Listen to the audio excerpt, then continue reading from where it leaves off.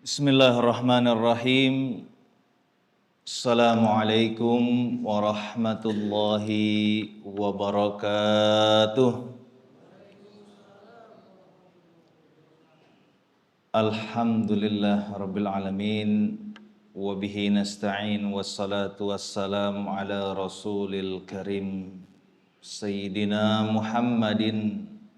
Allahumma salli wa sallim wa barik ala Sayyidina Muhammad salatan tajma'una biha jisman wa ruhan yaqazatan wa manaman hillan wa tirhalan dunya wal akhirah birahmatika ya arhamar rahimin. Amma ba'd. Sadatul mukarramin, para guru dan alim ulama sesepuh Masjid Jami Al-Muhajirin yang dimuliakan Allah Subhanahu wa taala, wabil khusus para pengurus Masjid Al-Muhajirin yang mudah-mudahan Allah terus limpahkan keberkahan di dunia dan akhirat, dan juga para jemaahnya yang selalu semangat hadir di dalam sebuah acara apapun di Masjid Al-Muhajirin yang kita cintai ini. Mudah-mudahan dengan duduknya kita, dengan bersungguh-sungguhnya kita, dengan bermujahadahnya kita untuk dapat duduk di sebuah mujalasah ilmu, mudah-mudahan Allah akan berikan pahala bagaikan pahala berjihad fi sabilillah.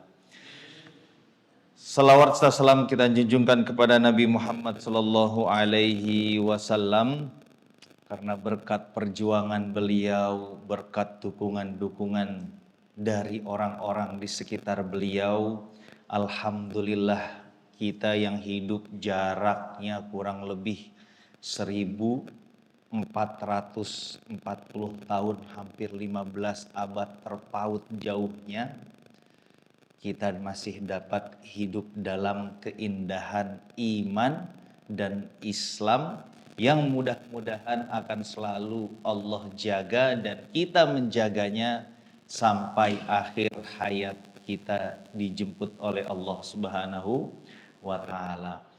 Bapak-bapak, ibu-ibu makan Allah Subhanahu wa taala, alhamdulillah pada minggu ataupun Ahad pagi ini kami diminta untuk mengisi kajian Ahad subuh, yang dimana pada bulan-bulan ini masih termasuk bulan-bulan yang Allah sucikan. Kalau kita boleh mengutip sedikit dari surat At-Taubah ayat ke-36, Inna iddatash syuhuri indallahi itsna asyara syahran fi kitabillah yauma khalaqas samawati wal ard minha arba'atan hurum. Bahwa Allah Subhanahu wa taala di dalam penciptaan langit dan buminya menyiptakan 12 bulan. 12 bulan ini 4 diantaranya bulan haram ataupun bulan yang Allah sucikan. Kenapa itu bulan dijadikan bulan yang Allah sucikan? Karena di bulan tersebut segala amalan kebaikan sudah pasti akan diganjar dengan sebaik-baik ganjaran. Jangan lupa. Kalau sebaliknya mafhum mukhalafahnya bahwa maka seburuk-buruknya amal keburukan di bulan suci tersebut, nah, hati-hati, akan Allah kasih hukuman yang lain daripada bulan yang lain. Nah, makanya dari beberapa ulama, guru-guru kita menyampaikan bahwa bulan ini adalah bulan kita mendekatkan diri kepada Allah.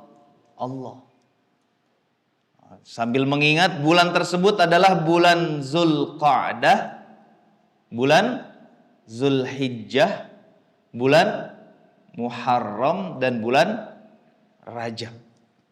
Kita nih sekarang posisinya di tengah-tengahnya di antara 3 bulan Zulqa'dah, Zulhijjah, dan bulan Muharram. Jadi jangan sampai dilewatkan keutamaan bulan haram suci ini, malah justru kita banyak melakukan hal-hal yang dilarang oleh Allah Subhanahu wa taala. Bulan ini juga bukan hanya disyariatkan untuk umat Islam, tetapi bulan ini juga disyariatkan kepada agama-agama samawiyah, agama-agama yang pernah Allah turunkan melalui para nabi dan rasulnya. Jadi ini bulan sudah banyak orang ketahui sebelum datangnya Islam. Kalau terjadi pertikaian di sana, terjadi permusuhan, terjadi peperangan, maka suku dan bangsa tersebut akan dikutuk keras oleh umat yang tidak bertikai ataupun berseteru di dalam bulan suci ini. Jadi bulan suci ini jangan sampai kita anggap remeh. Jangan sampai karena udah selesai Idul Adha-nya perang lagi kita. Jangan sampai. Karena bulan suci ini yang mengingatkan Al-Quran, maka hati-hati, Pak. Sangat hati-hati. Itu. Sekiranya yang buat diri kita capek, sekiranya yang buat diri kita lelah, cuman perkara urusan duniawi, tinggalkan. Coba kita fokus sedikit selama 4 bulan ini, wabil khusus di 3 bulan ini sampai bulan Muharram, perbanyaklah amal ibadah dan kebaikan kita. Gitu. Jadi jangan sampai kita lengah. Itu poin yang pertama. Dan yang kemudian di bulan-bulan ini di antara ibadah yang paling menarik, yang paling umat Islam idam-idamkan adalah ibadah berhaji. Saudara-saudara kita baru selesai melaksanakan nafarsani bagi yang melaksanakan nafarsani. Ataupun penyempurnaan tinggal di Mina melempar jumroh di tanggal 13 Zulhijjah. Yang menarik bapak-bapak ibu-ibu sekalian, bahwa ketika kami membaca tentang haji, ada sebuah kata yang diriwayatkan di dalam sunan dari beberapa ulama ul hadis, di dalam kitab Sunan At-Tirmizi dikutip, di dalam kitab Sunan An-Nasai dikutip, di dalam Sunan Ibnu Majah pun dikutip.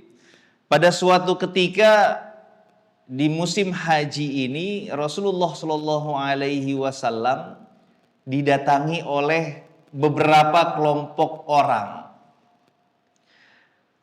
dan orang tersebut menanyakan kepada Rasulullah Shallallahu Alaihi Wasallam, "Ya Rasulullah, apa yang dimaksud dengan wukuf itu ya Rasulullah?" Karena ini rukunnya menjadi rukun baru dari kegiatan yang sebelumnya Nabi Muhammad SAW bersama sahabat melaksanakan ibadah umroh. Jadi kalau ibadah umroh itu rukunnya itu ada 5, berihram, tawaf, sa'i, tahallul, dan tertib. Di rukun haji itu ada tambahan 1, yaitu rukun wukuf di Arafah. Dan kemudian Rasulullah Shallallahu Alaihi Wasallam menyampaikan, al-hajju Arafah, wa man jaa lailata jama'a qabla tulu'il fajri faqad adrakal hajj. Barang siapa yang dapat masuk ke Arafah sampai sebelum sholat subuh hari nahar ataupun hari 10, maka dia dapat menjatuhkan ibadah hajinya. Kita fokuskan di wukuf Arafah. Karena wukuf Arafah ini menjadi pusat kegiatannya haji. Yang sudah pernah haji, coba diingat-ingat. Apa ibadah yang paling baik dilakukan di Arafah? Apa Pak? Berdoa. Apakah Nabi menyerukan bahwa sebaik-baiknya ibadah di Arafah adalah sholat? Ada gak? Gak ada. Sebaik-baiknya ibadah di Arafah, nih bagi yang berhaji nih, berpuasa ada gak? Gak ada. Tapi ternyata ibadah yang selama ini kita pikir bahwa dengan ibadah gerakan af'aliyah, sholat, tawaf, apalagi sa'i, zakat mengeluarkan, ya kan? Itu menjadi ibadah yang paling baik. Tapi coba Allah betapa adilnya, bahwa dengan bertafakur, bertadabbur, berdoa dan beristighfar di pada hari Arafah menjadikan ibadah paling terbaik di padang Arafah. Padang Arafah itu Pak, itu sebuah tempat yang bayangannya bagaikan padang mahsyar kelak. Yang selama ini kita pikirkan bahwa dengan memperbanyak sholat, memperbanyak sedekah, memperbanyak tawaf, memperbanyak sa'i menjadikan pahala yang sangat besar. Tapi ternyata bertafakur, bertadabbur dan berdoa ternyata juga bisa menjadi ibadah yang sangat luar biasa. Bukan sangat besar, luar biasa. Kalau boleh kita telisik sedikit tentang pertama kali ayat Nabi Muhammad SAW diajarkan tentang perintah untuk bertafakur, itu pada suatu malam Nabi Muhammad SAW di Masjid Nabawinya lagi sholat malam. Malam itu terasa berbeda. Nangisnya Nabi Muhammad lebih daripada malam-malam sebelumnya. Diriwayatkan oleh Sayyidatuna Aisyah radhiyallahu anha bahwa sampai sejadah ataupun alas tempat beliau sholat, saking nangisnya lebih pada malam tersebut, air matanya sampai menembus sejadah tersebut. Kemudian didatangi oleh Bilal bin Rabah, ditanyakan kepada Rasulullah Sallallahu Alaihi Wasallam, "Ma baluka ya Rasulullah? Ada apa malam ini ya Rasulullah sehingga membuatmu menangis begitu hebat pada malam ini?" Bilal bin Rabah melengkapi percakapan tersebut, "Bukankah dosa-dosamu telah Allah ampuni sebelum dan sesudahnya ketika kau ingin melakukan ataupun sebelumnya?" Dan kemudian Rasulullah Shallallahu Alaihi Wasallam menjawab, "Apakah aku seharusnya tidak menjadi hamba yang selalu bersyukur?" Dan kemudian Nabi menyampaikan kepada Bilal bin Rabah, "Wailul liman qara'a walam yatafakkar." Hadis inilah yang menjadikan Nabi Muhammad SAW lebih banyak berdiam diri kalau tidak ada urusan yang penting di depan beliau. Apa yang Nabi Muhammad lakukan? Yang Nabi Muhammad lakukan semenjak turun ayat ini, Nabi Muhammad lebih banyak bertafakur ketika tidak ada hal-hal yang tidak penting untuk dilakukan yang berkaitan tentang dunia. Pernahkah kita bersadar diri bahwa seberapa banyak kita bertafakur tentang ayat-ayat yang Allah perintahkan kepada kita? Tadi Nabi Muhammad, wailul liman qara'a walam yatafakkar. Sangat merugi bagi orang yang suka membaca. Baca apa?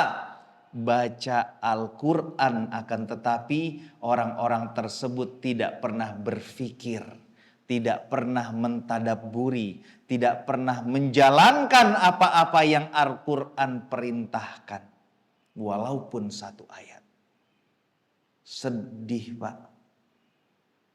Kita kadang berpikir keras untuk bagaimana caranya bisa hidup nyaman, bisa hidup enak di dunia. Keras, Pak. Sampai sholat tahajud tujuannya untuk mempermudah kehidupan dunia. Tetapi pernahkah kita berpikir bagaimana caranya kita bisa hidup di akhirat jauh lebih tenang daripada kehidupan kita di dunia? Bukankah Allah telah mengingatkan di dalam ayat-ayat suci Al-Qur'annya bahwa kehidupan akhirat itu lebih panjang dan kekal?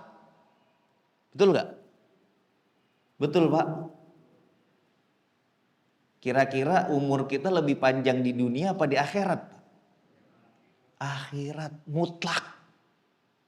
Ada, mohon maaf, di masjid ini yang pengen kita doain bersama-sama umurnya sampai 200 tahun. Kalau ada kita istighosah dulu sama-sama. Nggak ada. 100 tahun aja badan mungkin udah capek, Pak.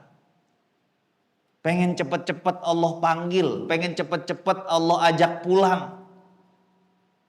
Karena ujung perjalanan kita nanti adanya di perjalanan akhirat.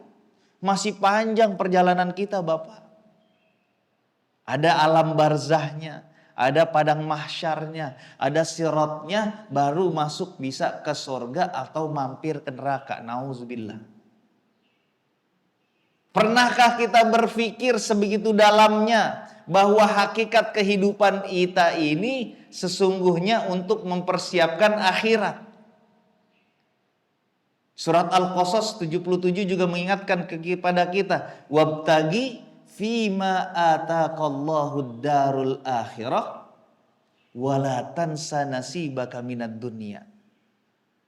Ingat kata Allah Subhanahu wa taala, ketika kami anugerahkan kepada kalian beberapa keberkahan selama kehidupan di dunia ini, lihat yang disebutnya untuk hari akhirat dulu, wabtagi fima ataqallahu darul akhirah. Yang di Allah sebutkan itu untuk akhirat dulu. Baru disebutin sama Allah Subhanahu wa taala, wala tansa nasibaka minad dunya, dan juga jangan lupa nasib kebaikan kepadamu untuk selama hidup di dunia. Jadi kalau pengen berdoa, kita balik dulu caranya. Amankan dulu akhirat kita, baru kita mengamankan dunia kita. Ini kita kadang terbalik. Lebih banyak bagaimana cara aman di dunia, akhiratnya akhirnya lupa. Sedih, Pak. Sedih sesedih-sedihnya. Kalau kita tidak memahami, tidak bertafakur atas ayat-ayat yang Allah turunkan, akhirnya kita banyak salah kaprah. Jangan, Pak. Jangan sampai kita lengah. Dari beberapa guru-guru kami, ulama kami menyampaikan bertafakur sesaat itu lebih baik daripada sholat 1100 rakaat. Bisa dibayangkan. Tapi pernah nggak kita menyisakan waktu untuk bertafakur, bertadabbur tentang ayat-ayat suci Al-Quran? Nah, jadi jangan sampai di momen-momen bulan Zulhijjah ini, ya kan, kita masih banyak berpikir, kita masih cara berpikirnya seperti orang-orang yang biasa. Duniawi sentris. Tetapi kita lupa dengan cara berpikir ukhrawi sentris. Gitu. Kalau boleh saya perdalam sedikit lagi, berkaitan dengan berpikir dan tidak berpikir, ada salah satu hikmah yang ditulis oleh Abu Lais As-Samarqandi, salah seorang ulama mazhab Imam Hanafi yang lahir di Khurasan. Sekarang negaranya apa ya? Uzbekistan. Namanya Nasr ibn Muhammad ibn Ibrahim Abu Lais As-Samarqandi. Beliau menyampaikan di dalam kitab Tanbihul Ghafilin, yang dimana mengingatkan kepada kita semua untuk orang-orang yang lalai. Judul bukunya aja Tanbihul Ghafilin, peringatan untuk orang-orang yang lalai. Kita termasuk semuanya. Apa kata Imam As-Samarqandi? Disampaikan bahwa ada 3 hal yang tidak perlu kita banyak-banyak pikirkan selama kehidupan di dunia. Sisanya banyak-banyakin mikir. Tapi ingat, yang 3 hal ini nggak perlu banyak-banyak dipikirin. Yang pertama kata Imam As-Samarqandi, la tatafakkal fir faqr. Jangan pernah berpikir kalau Allah memang menakdirkan kita menjadi orang yang fakir. Karena ketika kita banyak berpikir bahwa Allah takdirkan menjadi orang yang fakir, akan menambah fayukatsiru ghammak wa hammak wa yazidu hirsak. Maka ketika kita berpikir bahwa kita orang yang selalu Allah takdirkan menjadi orang yang memiliki kekurangan, biasanya orang tersebut lebih sering sedih, lebih sering gundah gulana, dan juga orang tersebut biasanya, mohon maaf, rasa rakusnya akan bertambah. Merasa kurang aja hidup di dunia ini. Tetapi orang ada yang punya tapi merasa kurang terus. Nauzubillah. Kalau memang Allah takdirkan dia kurang, dia merasa kurang, mungkin agak gampang kita nyelamatin. Tetapi yang Allah sudah berikan kelebihan tetapi masih merasa kurang, hati-hati namanya. Yang kedua, kata Imam As-Samarqandi, disampaikan bahwa jangan pernah berpikir kepada orang-orang yang menzolimimu. Berat ini. Masalah zolim dizolimi berat. Karena yang ada di otak kita nih masih pakai hadis ad-du'aul mazlum la turad. Doa orang yang dizolimi tidak akan ditolak Allah. Betul apa enggak? Betul enggak?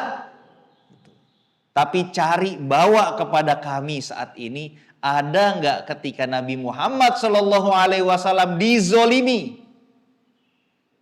Satu doa pun yang mendoakan keburukan terhadap orang yang menzoliminya tersebut. Ada enggak? Ada enggak, Pak? Enggak ada, Pak. Secara sisi manusiawi, Nabi memahami tersebut bahwa hati ini enggak bisa bohong. Kita dizolimi sama orang-orang terbaik kita. Kita dizolimi sama pemimpin kita. Kita dizolimi oleh orang-orang tercinta kita. Kita doain nih orang keburukan. Gemes tuh rasanya, sampai nangis kita doain orang tersebut. Tapi satu contoh pun Nabi Muhammad gak pernah melakukan hal tersebut kepada orang-orang yang telah menzolimi Nabi Muhammad SAW. Banyak ceritanya Pak. Malu kita rasanya Pak. Baru diginiin doang. Udah nyumpahin orang yang menjolimi kita. Nabi perjalanan ke Taif ditimpukin sampai berdarah salah satu di bagian kakinya. Ditahan tuh darahnya biar nggak netes ke atas tanah. Karena Nabi sudah mendengar para malaikat berseru, kalau satu tetes tanah jatuh, satu darah jatuh ke atas tanah, kita akan hancurkan kota Taif detik itu juga. Para malaikat. Sampai malaikat Jibril datang kepada Nabi Muhammad SAW, wahai Nabi Muhammad, bersama saya malaikat penjaga gunung-gunung yang ada di muka bumi ini. Kalau kau hendaki kami untuk mengubur, menghancurkan kota Taif dengan gunung-gunung, maka saat ini juga kami akan hancurkan kota Taif tersebut. Tapi Nabi doanya apa? Allahumma inni ashku an du'afa quwwati. Nabi Muhammad malah justru berdoa kepada Allah Subhanahu wa taala, ya Allah mohon ampun ya Allah atas segala kekuranganku. Gak nyalahin orang Taif. Wa qillatu hillati, dan caraku berdakwah mungkin kurang strateginya ya Allah. Ataupun nafsuku terlalu berlebih ketika berdakwah sehingga orang Taif gak mau menerima dakwahku ya Allah. Gak ada satu doa pun yang Nabi keluarkan di doa tersebut untuk menghancurkan negeri Taif. Tidak ada. Yang dimana di akhir doa tersebut, ya Allah, kalaupun nyawaku menjadi taruhannya, aku harus disakiti ya Allah, asalkan engkau ridho fala ubali. Selama ini termasuk menjadi ridhomu, aku gak pernah mikir ya Allah. Dan Nabi doakan mudah-mudahan keturunan-keturunan anak Taif yang menzolimiku hari ini akan dijadikan keturunan-keturunan yang mendapatkan hidayah Allah Subhanahu wa ta'ala. Indah gak tuh doa Pak? Indah gak tuh doa Pak? Indah banget. Kita punya contoh yang super dari manusia super yang bukan asal-asalan Pak. Contoh turun ke sahabat Abdullah ibnu Mas'ud radhiyallahu an. Di dalam kitab sirah diceritakan banyak. Abdullah ibnu Mas'ud ini Pak, sahabat Nabi Muhammad SAW yang dimana kalau Nabi lagi keluar kota di kota Madinah, yang ngajarin taklimnya itu Abdullah ibnu Mas'ud radhiyallahu anhu wa ardah. Abdullah ibnu Mas'ud ini pada suatu ketika habis mengajarkan taklim. Ingat, habis ngajarin taklim Pak. Pulang keluar dari Masjid Nabawi Madinah Al-Munawwarah, sendalnya ada yang curi. Ditilep tuh sendalnya Pak. Kita ini Pak, Bu, kalau dengar sendal guru hilang, apa dalam hati kita? Samber geledek tuh orang. Celaka tuh orang. Sendal guru masih diembat juga. Ya gak? Abdullah ibnu Mas'ud langsung mengumpulkan para sahabat. Lihat contoh yang diajarkan oleh Rasulullah kepada sahabat, dan sahabat tahu bagaimana cara menjadikan contoh ini di dalam kehidupan kita. Kata Abdullah bin Mas'ud, wahai para sahabat, berkumpul kita semua sama-sama, kita doakan orang yang tadi ngambil sendal saya. Kata Abdullah bin Mas'ud. Ini orang-orang yang hasad, hatinya udah seneng aja nih, rasain lo, kita doain keburukan nih orang nih. Sendal guru masih diembat juga. Ternyata Abdullah bin Mas'ud ketika mengangkat tangannya menjadikan salah satu doa tersebut doa terbaik yang pernah keluar dari mulutnya Abdullah ibnu Mas'ud. Bapak bisa bayangkan. Sampai para sahabat bukan hanya mendengar doa yang baik, doa yang sangat sempurna, tetapi doa yang panjang yang keluar dari mulutnya Abdullah ibnu Mas'ud. Sampai kata para sahabat yang hadir di doa tersebut, ya laitaan aku nasariku na'lu ibnu Mas'ud. Ya Allah, kenapa saya enggak tadi yang ngambil tuh sendalnya Abdullah ibnu Mas'ud? Karena doa kebaikannya itu subhanallah yang keluar dari Abdullah ibnu Mas'ud radhiyallahu anhu warḍah. Jadi perkara doa ini Pak, ini nggak ada satu riwayat pun hadis yang kami ketemui Nabi Muhammad SAW mendoakan keburukan secara mutlak kepada orang-orang yang telah menzoliminya. Gitu. Kalau kita merasa menjadi umat Nabi Muhammad yang top, yang baik, sanggupkah hati kita mendoakan kebaikan kepada orang-orang yang telah menzolimi kita? Sanggup apa sanggup? Harus sanggup Pak. Karena panutan kita Nabi Muhammad. Capek Pak kita dibohongin.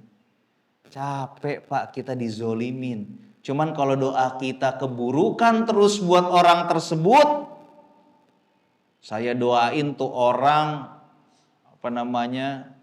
mendapat hukuman bodoh 7 keturunannya Pak. Nanti kalau kita doa kita kayak begitu diijabah sama Allah Subhanahu wa taala, yang repot siapa Pak? Yang repot siapa Pak? 7 keturunan kita yang repot Pak, yang mudah-mudahan jadi soleh dan soleha. Ya Allah, saya doain tuh orang yang zolimi kita doakan menjadi orang yang tidak berkah kehidupan dunia dan akhiratnya. Kira-kira yang repot nanti siapa Pak? Ingat, keturunan kita Pak yang repot. Kita mau udah meninggal. Betul gak? Tapi kalau kita doakan kebaikan, yang akan berkah hidupnya siapa Pak? Kita dan keturunan kita. Kita udah capek Pak. Allah suguhkan orang-orang yang menjabat dengan beragam macam perangainya. Daripada tuh orang kita sumpahin, kita doain menjadi orang yang tidak baik, apa salahnya ya Allah berikan hidayah kepada mereka ya Allah. Itu gayanya umat Islam Pak. Kita tahu dizolimi, cuman kita gak pernah menyumpahi. Terus bertafakur. Ya. Jangan sampai kita lengah di posisi bertafkir di sini.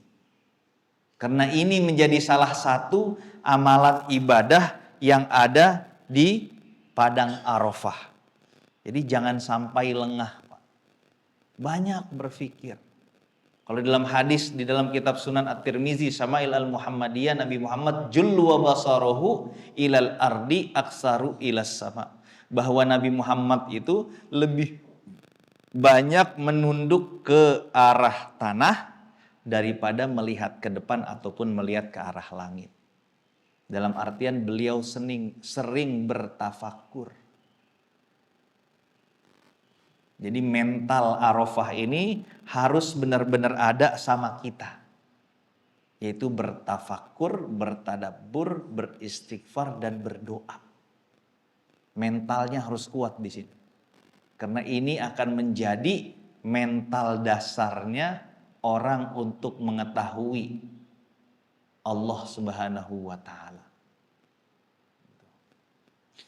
Yang terakhir, bahwa dari perjalanan haji ini adalah sebuah perjalanan yang sangat kompleks jenis ibadahnya.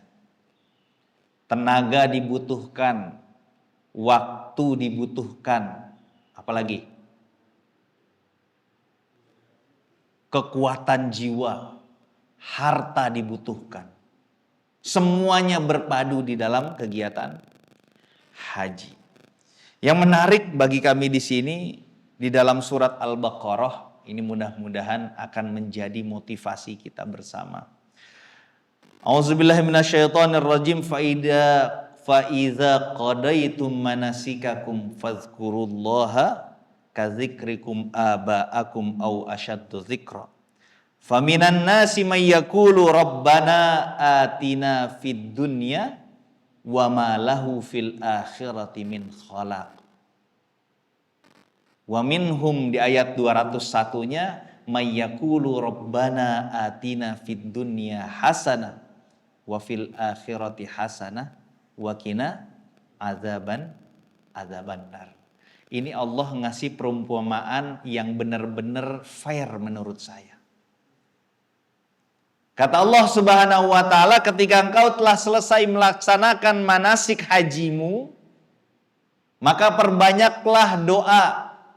Di antara doa-doa yang suka ada dari orang-orang ketika berdoa, Rabbana atina fid dunya hasanah wa ma lahu fil akhirati min khalaq. Ya Allah, berikanlah kami kebaikan dunia dan seisinya, tetapi tanpa mendoakan akhiratnya. Maka orang-orang yang seperti ini jangan heran kalau nanti di akhirat nanti nggak ada uang tambahan, nggak ada pahala tambahan di akhirat nanti. Kata Allah, ente cuma minta kesenangan di dunia, saya kasih, kata Allah Subhanahu wa taala. Wallahil azim, doa kita nggak ada yang nggak Allah ijabah. Akan Allah ijabah dengan waktu, kapan dan tepatnya.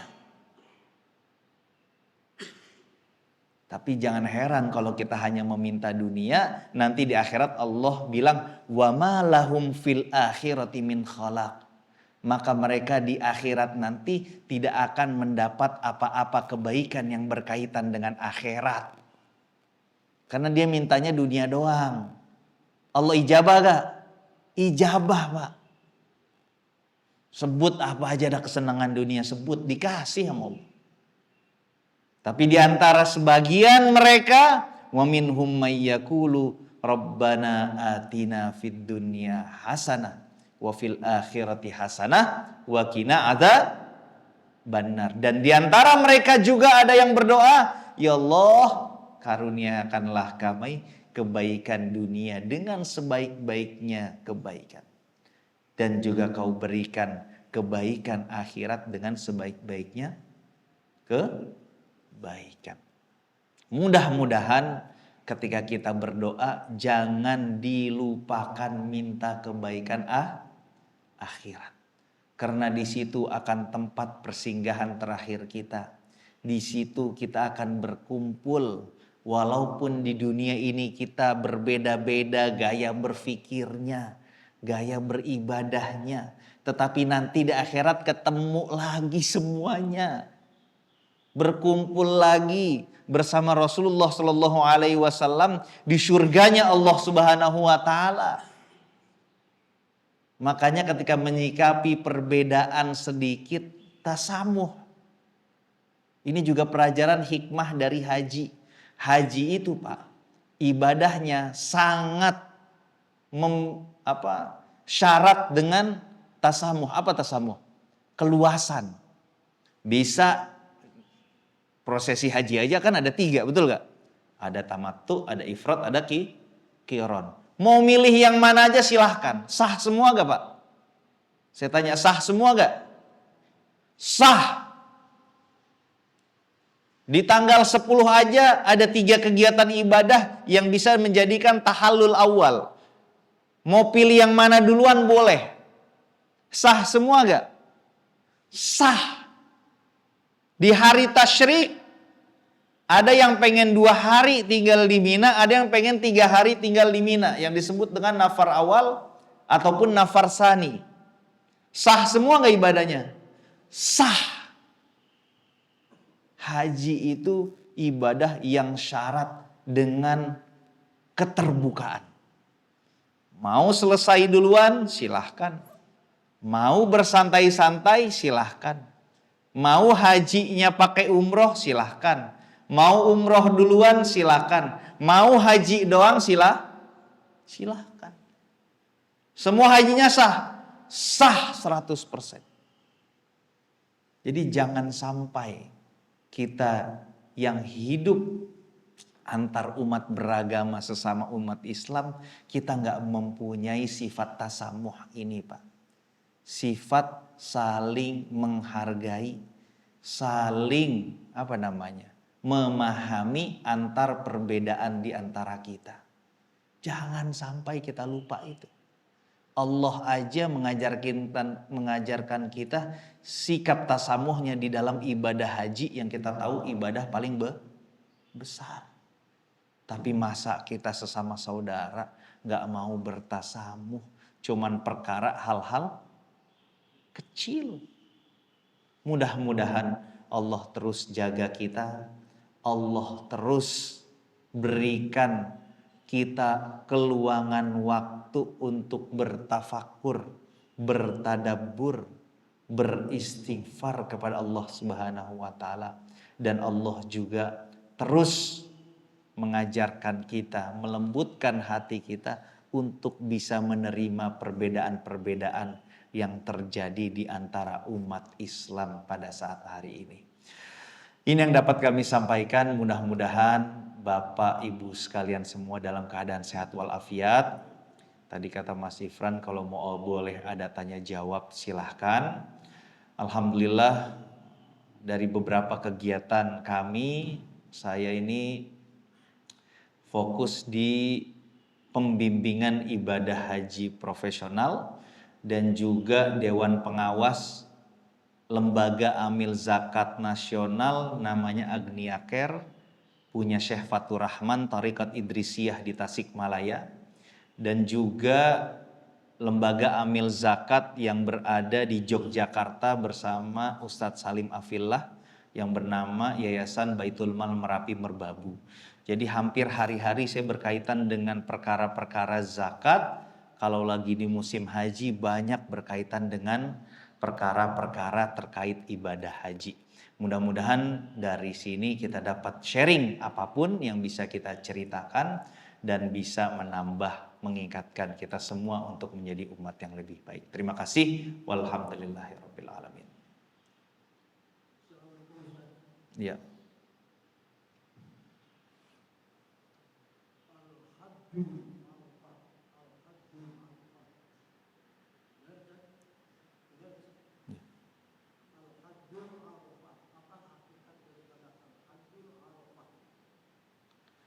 Al-Hajju Arafah. Itu kalau apa hakikat dari Al-Hajju Arafah? Kami perdalam sedikit lagi bahwa di Arafah itu Al-Arafah man arafa rabbah. Di antara beberapa sajak dari beberapa ulama guru-guru kami, bahwa Arafah itu adalah tempat kita ingin mengetahui seberapa dekat kita kepada Allah Subhanahu wa taala. Seberapa dalam kita cinta kita kepada Allah Subhanahu wa taala. Kata Imam Mahdi Abul Azaim, orang yang berangkat haji itu biasanya sudah memang terpatri kecintaan lebihnya kepada Allah Subhanahu wa taala. Bisa dibayangkan uang seberapa banyak, waktu seberapa panjang yang harus dihabiskan, orang-orang tercinta kita tinggalkan hanya untuk datang ke padang Arafah. Di tanggal yang spesifik, ibadah yang spesifik, datang ke hari Arafah bukan tanggal 9 Zulhijjah. Haji apa enggak? Haji apa enggak? Enggak. Datang umroh, wah kita alhamdulillah udah wukuf padang Arafah. Enggak haji Bapak. Waktu yang sangat sempit, apalagi kegiatan ataupun berkumpulnya orang banyak hanya untuk memenuhi panggilan sang kekasih tercinta Allah Subhanahu wa taala, umat kepada sang pencipta. Jadi Arafah itu adalah hikmah sebuah perjalanan, betapa cintanya seorang hamba. Nabi pun ketika di sela-sela khutbah padang Arafah menyampaikan sering, ketika di Arafah juga ditutupnya khutbahnya dengan, ya Allah saksikanlah umat ini yang telah datang memenuhi panggilan-Mu ya Allah. Ya Allah, saksikanlah umat ini yang telah datang memenuhi panggilan-Mu ya Allah, diulang selama 3 kali, dan berkahilah kehidupan dunia dan akhirat mereka. Jadi itu Pak, mohon maaf, bagi yang telah melaksanakan di Arafah, biasanya kita udah punya list doa tuh sebelum ke Arafah, betul gak? Tapi sampai di Arafah biasanya tuh list kebaca apa enggak? Kebaca apa enggak? Jarang yang kebaca. Kita cuman bisa ingat, ya Allah ampuni dosa saya ya Allah. Kita cuman bisa ingat, ya Allah berkahi anak keturunan saya ya Allah. Kita cuman bisa ingat, ya Allah ampuni dosa orang tua saya ya Allah. Itu yang minta-minta yang lain segala macam terserah-Mu ya Allah. Karena memang paling nikmat itu Pak, doa. Cuman beristighfar. Tah buat kita, tah buat anak kita, tah buat kedua orang tua kita. Itu paling sedep udah di Arafah. Makanya kadang orang yang pernah haji pasti pengen lagi berhaji. Bukan kenapa-napa, karena kenikmatan ibadahnya sangat tiada tara. Bagi yang belum berhaji, sering-sering minta dipanggil haji. Kalau saya bilang lagi, mohon maaf, haji itu mental, Pak. Mental kepada Allah Subhanahu wa taala. Seberapa inginnya kita dipanggil oleh Allah Subhanahu wa taala untuk menjalankan haji. Nggak cukup Ustadz uangnya. Di film aja ada tukang bubur naik haji. Emang kita tukang bubur banget apa? Kalaupun ada, berarti ada contohnya tukang bubur naik haji. Minta sesekali sholat malam. Saya pertama kali sebelum berangkat haji, Allah pertemukan saya ketika waktu lagi masih kuliah di Mesir dulu dengan seorang ibu-ibu di bus. Ini ceritanya menarik, mudah-mudahan bisa diambil ibrah kepada bapak-bapak ibu sekalian yang mungkin belum Allah panggil. Saya kadang kalau di bus, karena di Mesir itu kebiasaan atmosfernya tuh enak Pak. Di bus itu kita masih banyak kalau lagi nunggu orang itu baca Al-Quran. Biasa, di bus itu ngeliat orang baca Quran itu biasa di angkutan umum. Ataupun lagi pegang tasbih, berzikir. Saya kebetulan lagi pegang tasbih, berzikir. Duduk di samping ibu-ibu nenek-nenek tua. Terus nanya, "Yabni," kata dia, "anakku, apa yang sedang ente zikirkan saat ini?" Saya bilang, ya biasa. La ilaha illallah, kalau nggak salawat, kalau nggak tasbih, tahmid, takbir, apa saja saya akan baca. Diisi sela-sela kekosongan saya selama di perjalanan bus. Ibu-ibu itu tahu nggak berpesan sama saya apa Pak? Dan ini masih suka kadang saya sebutkan kalau memang saya kangen banget ke Baitullah. Ibu-ibu itu bilang, pernah nggak ente berzikir talbiyah, minta Allah panggil pergi ke tanah suci? Ente udah haji belum? Belum. Saya doain ente haji tahun ini. Tapi coba zikir sesekali, kita minta dipanggil Allah bertalbiyah Pak. Kita nggak pernah terbayang, talbiyah kan cuman buat dipakai ketika kita udah berihram. Cuman ada pelarangannya memang kalau kita bertalbiyah di luar kita berihram. Nggak ada. Mungkin dengan cara salah satu itu dapat memudahkan kita berangkat ke tanah suci. Jadi di tahun itu juga, alhamdulillah Allah takdirkan saya dipanggil bertugas tahun 2014 pertama kali untuk berhaji. Jadi talbiyah itu adalah kata yang sangat indah yang ada di dalam syariat Islam kita Pak. Itu kalau Bapak Ibu maknai artinya, itu kita yang merasa benar-benar senang dipanggil sama Allah itu pada saat hidup itu ketika kita bertalbiyah. Mudah-mudahan Allah mudahkan kita untuk bisa bertalbiyah dan wukuf di padang Arafah. Ada lagi pertanyaannya Bapak Ibu? Boleh Pak.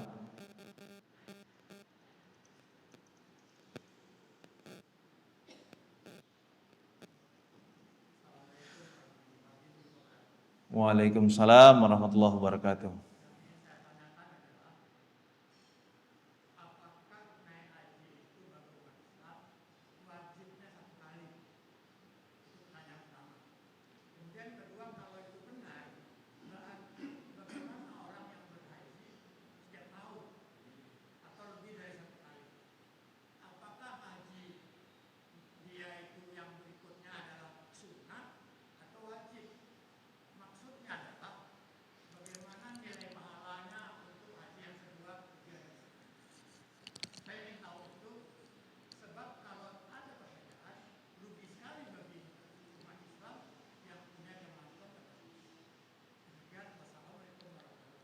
Waalaikumsalam warahmatullahi wabarakatuh.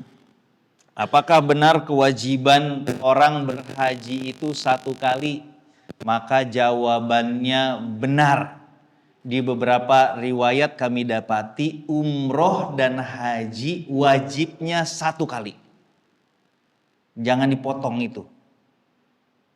Sampai di dalam kitab fikih Matan Ibnu Abi Syuja' disampaikan, nih kebetulan saya bawa kitabnya karena takut nanti banyak pertanyaan haji, takut saya lupa. Beliau menulis di dalam sarahnya, di dalam penjelasannya oleh Syekh Ala Ibnu Mustafa Naimah, bahwa barang siapa yang belum melaksanakan haji dan umroh, padahal Allah memberikan kemampuan kehidupan dia di dunia, dan orang tersebut meninggal, nauzubillah, maka orang tersebut meninggal dalam keadaan asi.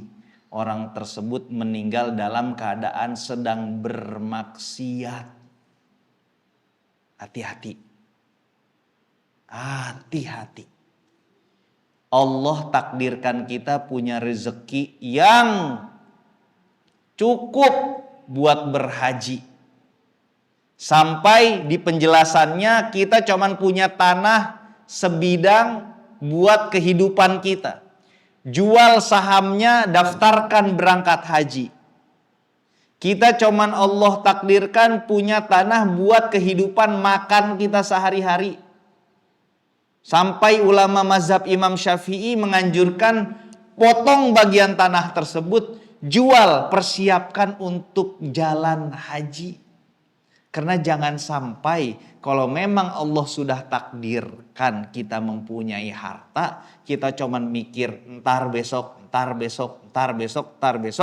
meninggal, na'udzubillah, meninggal dalam keadaan asi. Asi itu orang yang sedang bermaksiat. Poin yang pertama.